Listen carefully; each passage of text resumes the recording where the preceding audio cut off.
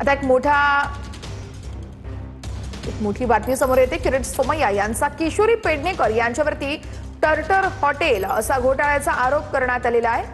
पेडणेकरांनी 54 खोल्यांचे hostel 5 वर्षांसाठी turtle हॉटेलला दिले असं यावेळेस किरीट सोमय्या म्हणतायत। अंधेरी क्रीडा संकुलाच्या खेळाडूंसाठी असलेल्या हॉस्टेलचा गैरवापर केल्याचा आरोप देखील किरीट सोमय्या यांनी केलेला आहे।